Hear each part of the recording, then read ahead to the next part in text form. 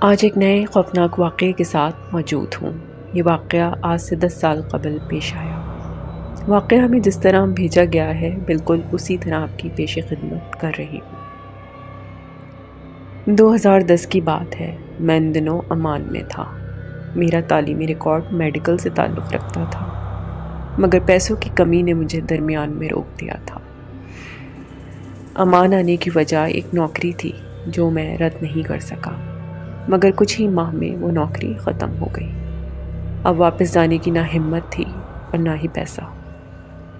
جاننے والوں نے سمجھایا کہ کوشش کرو نوکری مل جائے، ورنہ اگلے ماہ واپس بھیج دیے جاؤ گے۔ میں ہر ممکن کوشش کرنے لگا۔ ایک ہفتہ ایسے ہی گزر گیا۔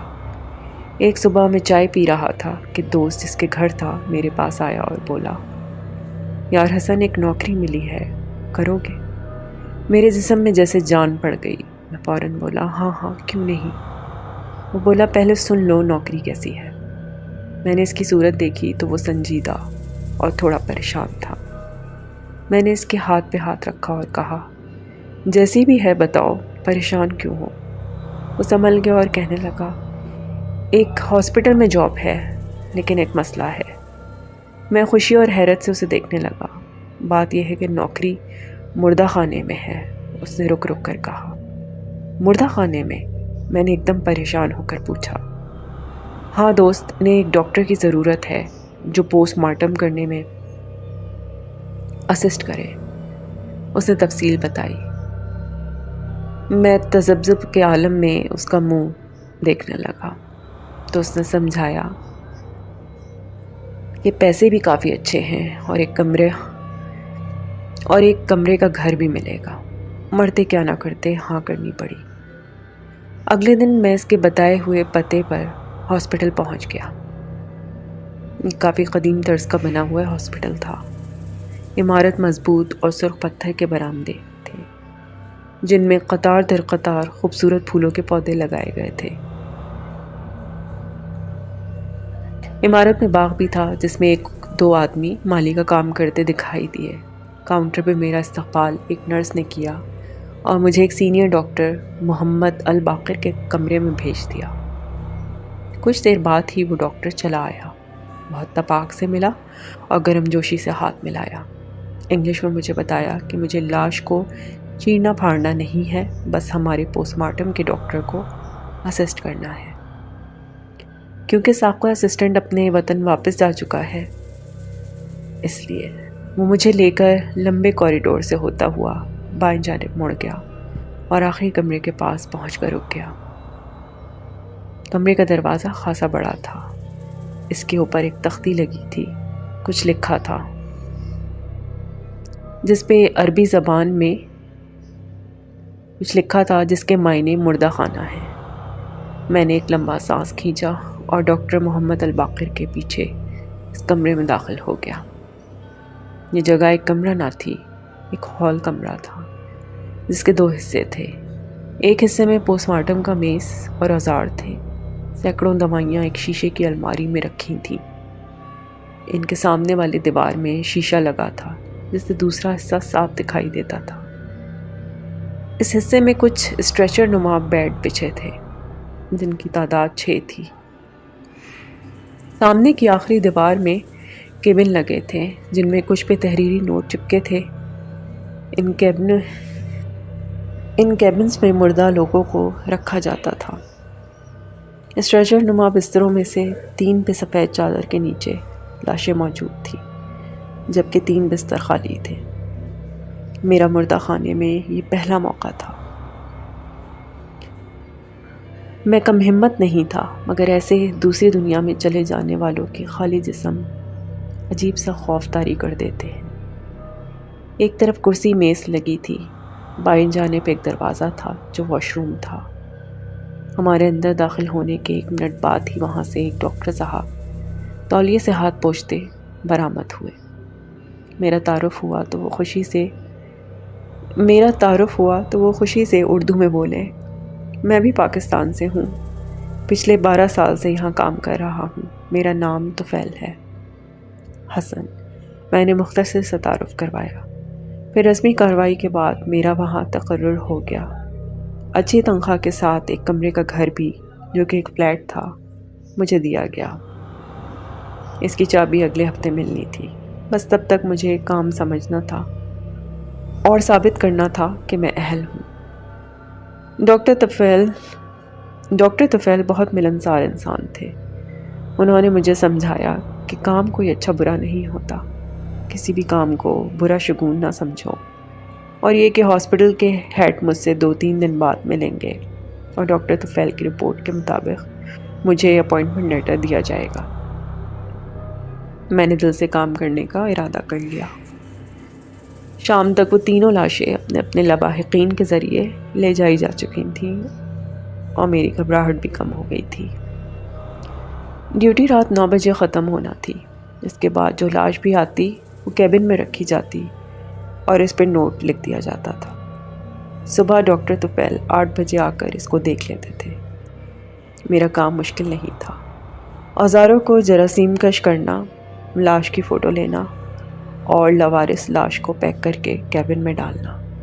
ہر لاش سے فنگر پرنٹ بھی لیے جاتے تھے تاکہ شناخت میں آسانی ہو۔ اس کے بعد کمپیوٹر پہ اندراج کر دیا جاتا تھا۔ اگلے 2 دن خاموشی سے گزر گئے۔ میری نوکری پکی ہو گئی اور ڈاکٹر طفیل میرے دوست بن گئے۔ ان کی فیملی پاکستان میں ہی تھی۔ چھٹیوں میں وہ گھر جانے والے تھے۔ ان کے پیچھے ایک کام میرے ذمے آنا تھا۔ یہ بات سن کر میں پریشان ہو گیا۔ انہوں نے سمجھایا کہ وہ پچھلے 3 سال سے گھر نہیں گئے ہیں اور جانے میں ابھی 4 ماہ باقی ہیں۔ تب تک میں کام سیکھ لوں گا اور یہ ذمہ داری آسانی سے اٹھا لوں گا۔ میں نہ چاہتے ہوئے بھی راضی ہو گیا۔ اس وقت میں نہیں جانتا تھا کہ آنے والے حالات میرے لیے کیا لے کر آئیں گے۔ کام کرتے کرتے ایک ماہ ہونے لگا۔ ایک دن ڈاکٹر طفیل بولے کہ آج ایک لاش کا پوسٹ مارٹم میں کروں تاکہ وہ دیکھ سکیں کہ مجھے کام کتنا سمجھ آیا ہے۔ میں گڑبڑا گیا۔ وہ بولے، گھبراؤ مت، میں ساتھ ہوں، جہاں تم سمجھ نہ پاؤ میں سنبھال لوں گا۔ میں راضی ہو گیا، مگر اس دن کوئی لاش نہیں آئی۔ میں نے شکر ادا کیا۔ وہ دن کیا، اگلے 3 دن تک کوئی لاش نہیں آئی، مگر نوکری تو نوکری تھی، جانا آنا وقت پہ ہوتا رہا۔ چوتھے دن جب میں صبح 7:30 بجے ہسپتال پہنچا تو مردہ خانے کے باہر پولیس والے کھڑے تھے۔ ان سے معلوم ہوا ایک لاش آئی ہے اور انہیں جلد سے جلد رپورٹ چاہیے۔ میں نے دوپہر تک کا وقت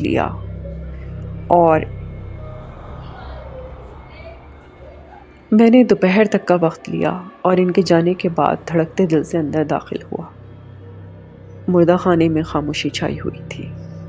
ڈاکٹر طفیل کے آنے میں وقت تھا۔ تمام چیزیں اپنی جگہ پہ تھیں، مگر ایک اسٹریچر پہ چادر ڈھکے لاش لیٹی تھی۔ میں نے آہستہ سے چادر اٹھائی اور لڑکھڑا کر پیچھے ہٹا۔ اس میں ایک جوان لڑکی کی لاش پڑی تھی۔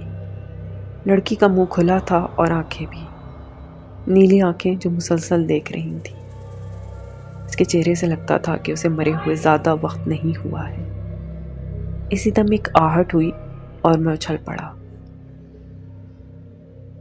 آہٹ سنتے ہی میں اچھل پڑا اور چادر میرے ہاتھ سے نکل کر لاش کے چہرے کو چھپا گئی۔ میں نے مڑ کر دیکھا تو ایک کمپاؤنڈر کھڑا تھا۔ اس نے عربی میں کچھ کہا جو میری سمجھ نہیں آیا۔ میں نے انگلش میں بات کرنے کا کہا تو وہ بس اتنا سمجھا سکا کہ ڈاکٹر الباقر مجھ سے ملنا چاہتے ہیں۔ میں نے ایک نظر ہال کمرے میں پہ ڈالی اور لاش کا چہرہ اچھی طرح ڈھانپ کر میں اس کے پیچھے چل دیا۔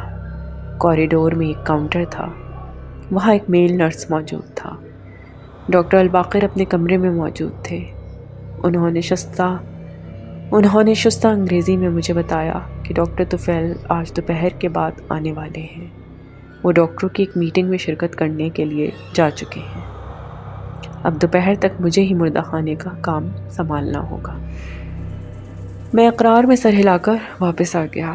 مردہ خانے کے دروازے پر پہنچ کر مجھے یاد آیا کہ وہاں ایک لاش موجود ہے۔ میرے قدم وہیں رک گئے۔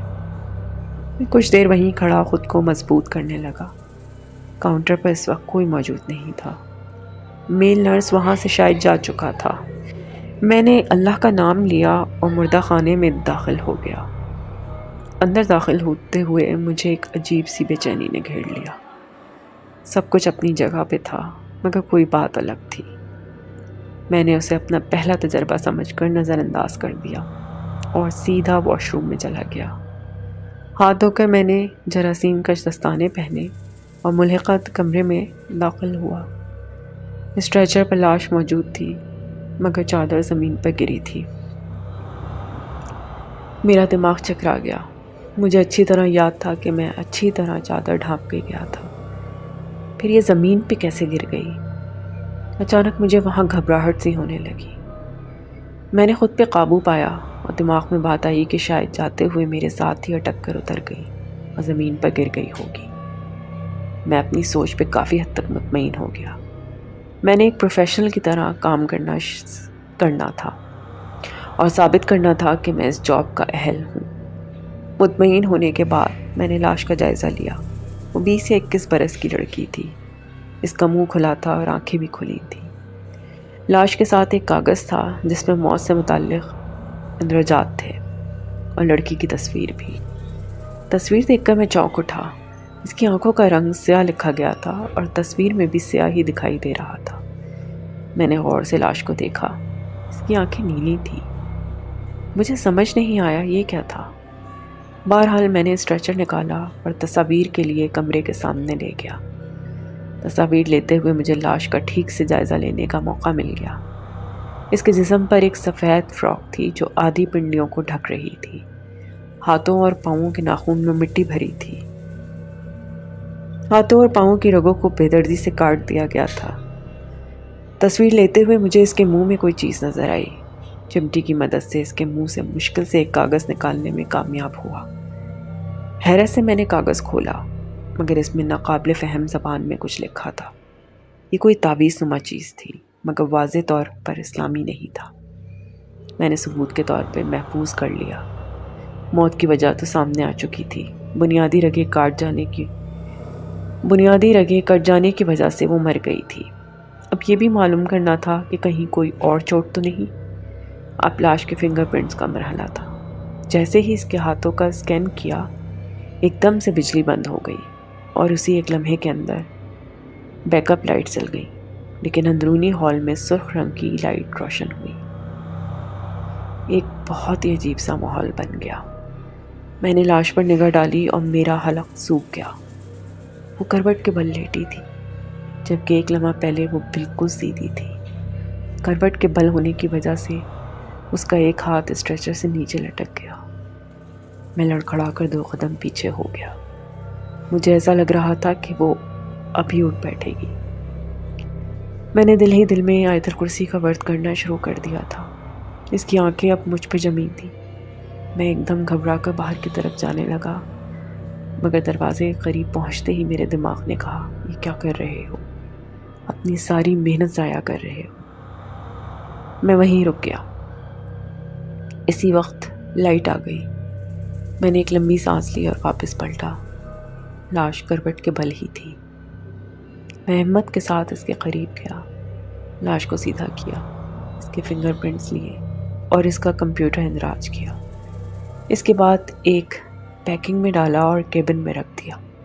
موت کی وجہ اور وقت کا تعین تو ڈاکٹر طفیل ہی کر سکتے تھے۔ اب ان کے آنے کا انتظار تھا۔ میں نے آلات تیار کیے اور پوسٹ مارٹم کے لیے میز بھی تیار کر لیا۔ اس وقت پوری طرح میں کام میں مصروف تھا۔ اچانک کیبن کا دروازہ کھل گیا۔ میں نے چونک کر دیکھا۔ کیبن کھلا دیکھ کر مجھے لگا وہ ٹھیک سے بند نہیں ہوا تھا۔ میں اس کو بند کرنے میں ملحق کمرے میں گیا۔ کیبن بند کرتے ہوئے میں نے نوٹ کیا کہ لاش میں کچھ گڑبڑ ہے۔ میں نے ٹرے باہر کھینچی اور پیکنگ کی زپ کھول کر دیکھا۔ لاش پھر سے کروٹ پہ تھی۔ میں ایک دم پیچھے ہٹا اور اسٹریچر سے اٹک کر گر گیا۔ تمام کیبنوں کے دروازے خود بخود کھل گئے تھے۔ میں بے یقینی کے عالم میں ان کو دیکھنے لگا۔ لاش کی پیکنگ میں حرکت سی ہوئی اور میں نے آنکھیں بند کر کے کلمہ شریف کا ورد کرنا شروع کر دیا۔ میرا دل گردن میں دھڑک رہا تھا۔ خاموشی کان پھاڑ رہی تھی۔ ایسا لگ رہا تھا جیسے کسی نے زور سے سانس لیا ہے، وہ بھی میرے کان کے بالکل پاس۔ میں نے گھبرا کر آنکھیں کھول دی۔ تمام کیبن بند تھے، صرف لاش کا کیبن کھلا تھا۔ میں نے ہمت کی اور اٹھ کر کھڑا ہو گیا۔ کمرے میں کوئی نہ تھا، اسی کے باوجود میرے ماتھے پہ پسینے کے قطرے ابھر رہے تھے۔ اس لڑکی میں کیا تھا؟ کون تھی وہ؟ اس کا نام کہیں بھی درج نہیں تھا۔ اسی وقت دروازہ کھلا اور ہاسپٹل کے ملازمین ایک اور لاش اسٹریچر پر لے کر اندر داخل ہو گئے۔ ان کے پیچھے پولیس کا ایک آفیسر بھی تھا۔ میں ان کے لیے مستعدی سے اٹھ کھڑا ہوا۔ ملازمین لاش کو ملحقہ کمرے میں پہنچا کر چلے گئے۔ اس لاش کے قوائف بھی ایک فارم پر درج کیے گئے تھے، وہ میں نے سنبھال لیا۔ پولیس آفیسر اس لڑکی کے بارے میں جاننا چاہتا تھا۔ میں نے اس سے معذرت کرتے ہوئے کہا کہ ہمارے سینئر ڈاکٹر آج مصروف ہیں، تو حتمی رپورٹ شام تک مل سکتی ہے۔ اس آفیسر سے مجھے معلوم ہوا کہ لڑکی غیر ملکی تھی اور یہاں شاید سیر کے لیے آئی تھی۔ اس کی لاش پولیس کو عمان کے قدیم قلعے بہلا کے پیچھے ملی تھی۔ لڑکی کو وہاں پھینکا گیا تھا، کب پھینکا گیا تھا یہ معلوم کرنا تھا۔ یہ باتیں کر کے وہ پولیس آفیسر شام تک آنے کا کہہ کر چلا گیا۔ قدیم باہلا یا بہلا کا قلعہ ارواح خبیثہ یعنی برے جنات کے لیے مشہور تھا۔ مجھے یہ معاملہ سیدھا نہیں لگ رہا تھا۔ میں بے چینی سے ڈاکٹر طفیل کا انتظار کر رہا تھا۔ میں نے گھڑی کی طرف دیکھا تو سوئیاں 12 بجا رہی تھیں۔ اب میں دوسری لاش کی طرف متوجہ ہوا۔ وہ ایک بوڑھے شخص کی لاش تھی۔ اس کی تصاویر اور فنگر پرنٹس کا کام مکمل کرتے مجھے مزید 2 گھنٹے لگ گئے۔ اسے کیبن میں پہنچا کر نوٹ چسپاں کیا اور دوسرے کمرے میں بچھی کرسی پر بیٹھ گیا۔ وہاں موجود کمپیوٹر پر جب سرچ کیا تو واقعی قلعہ پرسرار لگا۔ میں بالکل محب تھا جب اچانک ہی مجھے کسی کے رونے کی آواز سنائی دی۔ میں نے چونک کے سر اٹھایا۔ اسی وقت بجلی پھر معطل ہو گئی اور ایک لمحے میں سرخ رنگ کی روشنی کمرے میں پھیل گئی۔ میں اپنی جگہ سے اٹھ کر کھڑا ہو گیا۔ ملحقہ کمرے کی طرف نظر دوڑائی تو میرا دل دھڑکنا بھول گیا۔ کمرے کے وسط میں کوئی گھٹنوں میں سر دیے بیٹھا تھا۔ وہ ایک لڑکی تھی۔ میرا گلا اٹنے لگا، آواز گلے میں پھنس گئی۔ وہ رونے کی آواز اس کی تھی۔ میرا دماغ سائیں سائیں کر رہا تھا۔ مجھے ایسا لگ رہا تھا کہ میں ابھی گر کر بے ہوش ہو جاؤں گا۔ اسی دم اس لڑکی نے سر اٹھایا۔ اس کی آنکھیں بالکل سیاہ تھیں، سفید پتلیوں کے بنا۔ اس نے منہ کھولا اور ایک تیز چیخ کی آواز اس کے حلق سے نکلی، جیسے کوئی تیز سیٹی ہو۔ میرے کانوں کے پردے پھٹنے لگے۔ میں تیورا کر فرش پر گر گیا اور پھر مجھے کوئی ہوش نہ تھا۔ جب میری آنکھیں کھلیں تو میں مردہ خانے میں ایک بستر پہ لیٹا تھا اور ڈاکٹر طفیل اور ڈاکٹر الباقر میرے سامنے کھڑے تھے۔ میں نے گھبرا کر اس لاش کے بارے میں بتانا چاہا، مگر انہوں نے مجھے خاموش کروا دیا۔ ڈاکٹر طفیل کا کہنا تھا کہ مجھے ذہنی دباؤ کا سامنا ہوا ہے اور کچھ نہیں۔ میں خاموش ہو گیا۔ ڈاکٹر الباقر کے جانے کے بعد انہوں نے مجھ سے تفصیل پوچھی، جو میں نے پوری طرح بیان کی۔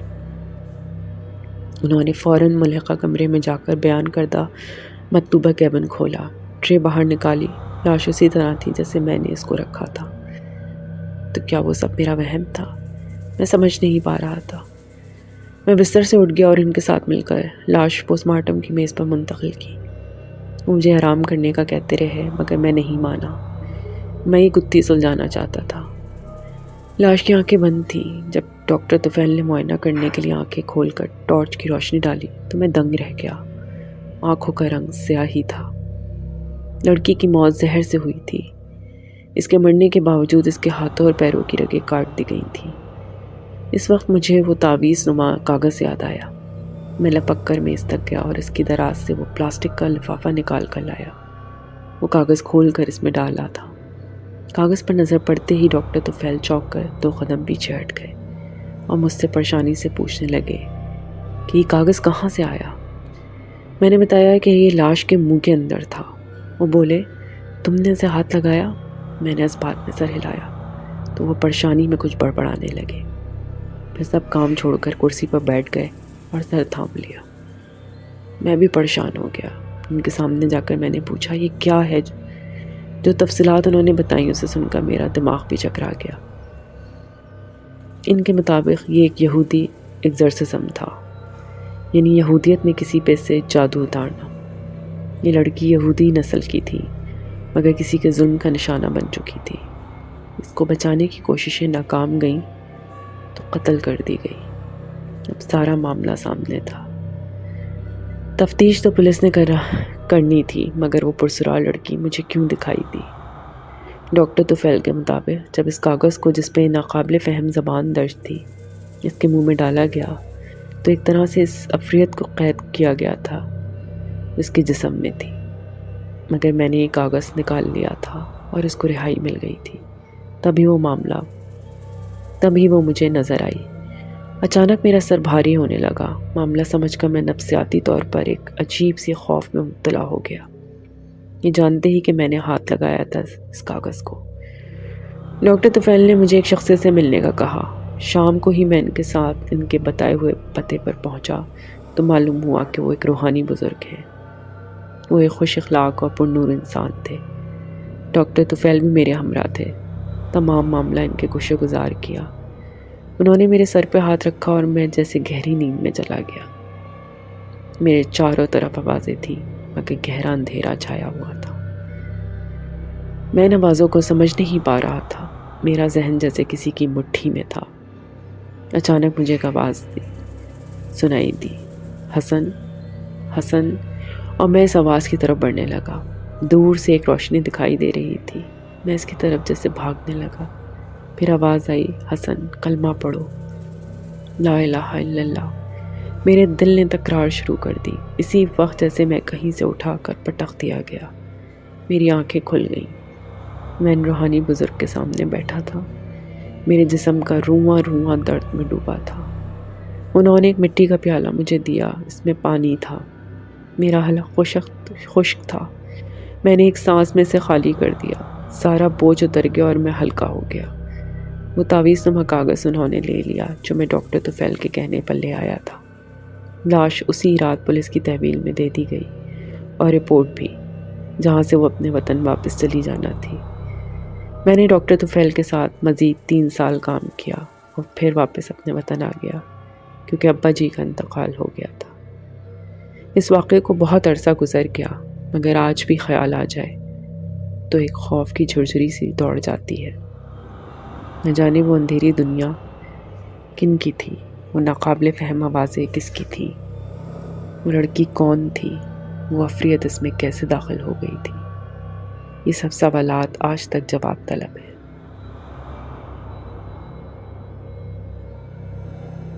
اگر آپ کو یہ سٹوری پسند آئی ہے تو پلیز لائک، سبسکرائب اور شیئر ضرور کریں اور مجھے کمنٹس میں بتائیں کہ آپ کو اس سٹوری میں کیا اچھا لگا اور کیا نہیں۔ آپ کی سپورٹ کا بہت بہت شکریہ۔